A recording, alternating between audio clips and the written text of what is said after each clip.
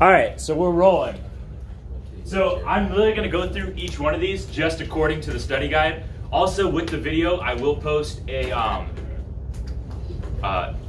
scan of my notes. So I will post up what I'm talking about on the board. So either if you can't see it on the board, you can check online and I'll attach this with it so you can kind of look at my notes as I go through. But I'm straight up looking off of my notes that I completed with the study guide and I'm going through each box. So as I go through, I'm going from left to right. So if you go on the back and you get confused, I start at the top and I go left to right and then down, okay?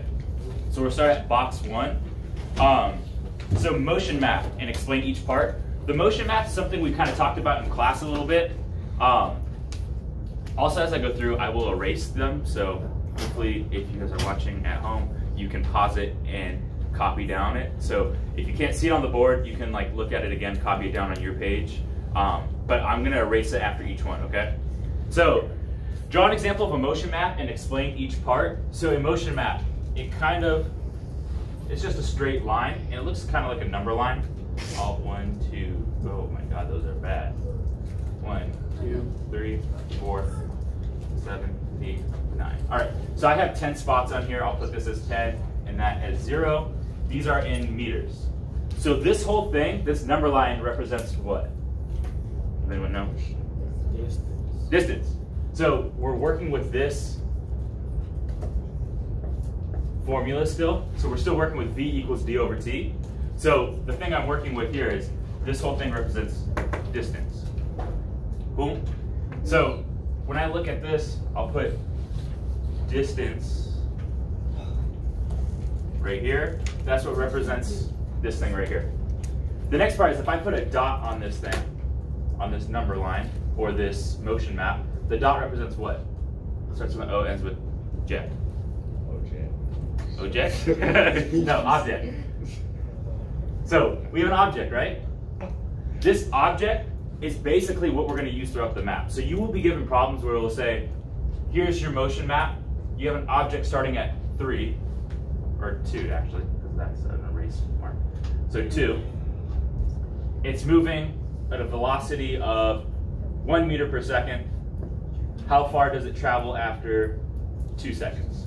So if it moves 1 meter per second, you can say, okay, every second it moves 1 spot. And after 2 seconds, it should be right here.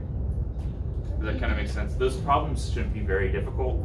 All you really need to know too is sometimes you might get them without you finding the displacement. So what you have to know is that these arrows, right? If I draw an arrow from here to here, this arrow is going to represent displacement. So it's the amount of space traveled. So from the start point to a different point, your arrows, sometimes they're not represented as arrows, they're kind of represented like this with 2 lines showing start and end point. That just means displacement. So it just means how far it traveled from your start point. If an object, right, if I have a question and the object does not move, it stays in the same spot, that means it has no displacement, or it has 0 velocity, it's not moving. Cool? And then velocity can be determined basically using these motion maps. So most of the questions you'll see with them will be a motion map. It will have some displacement.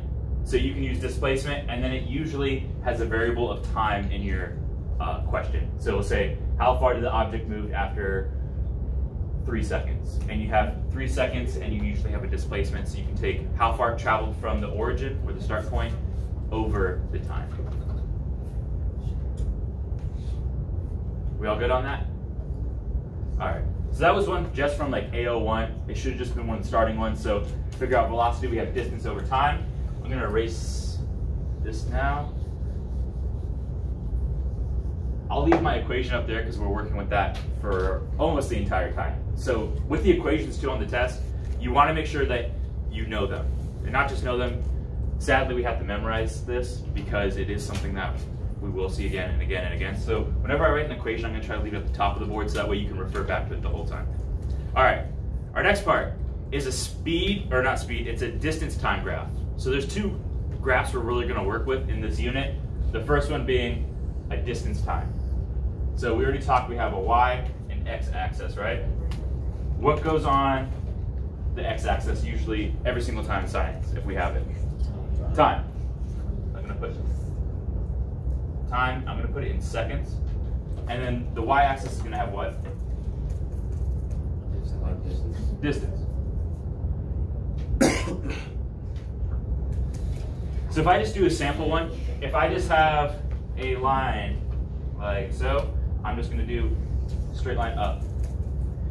This line is basically going to represent a steady increase in speed. Because if we have distance and time, right, we already have the two variables in our equation. So that basically means if I find the slope of this line, I'm representing what? It starts with a V, ends with osity. Velocity. So if I find a slope of any of these lines on a distance and time graph, I'm finding velocity. So right here, this represents increase, and it's a constant.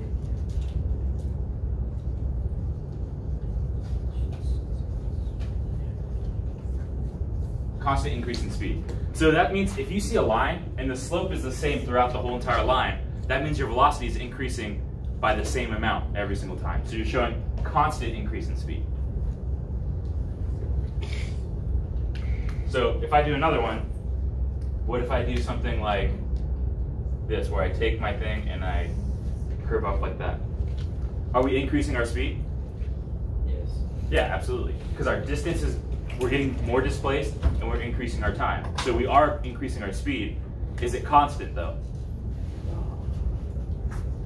So this would be a gradual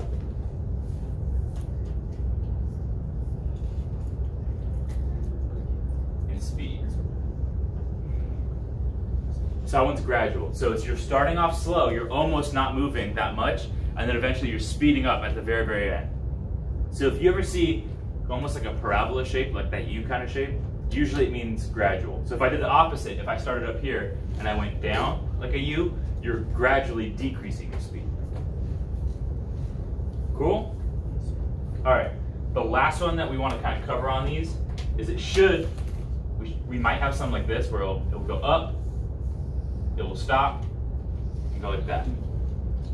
So at this flat part, what are we doing? If we're not moving distance, but we're moving time. We're not moving, because if I had to do distance, right? If it stayed at 10 the whole time, we're not changing speed at all, is what it's telling you, so we're stopping. If we're going down like that, what are we doing? Decelerating, and we're also going to be, since we're starting here and we're going back to the same spot, we're returning to start.